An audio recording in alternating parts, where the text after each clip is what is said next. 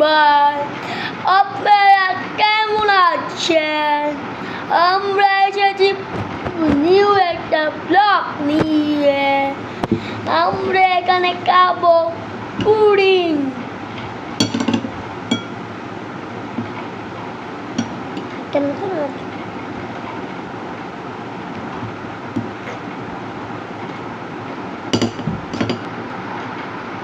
অনেক মজা।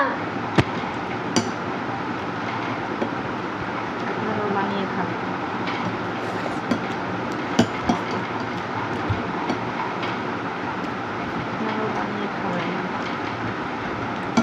এইটা কালিয়া দুধ আর ডিম দিয়ে বানাইছে আমার আম্মু। আর আপনারাও বানাই খাবেন।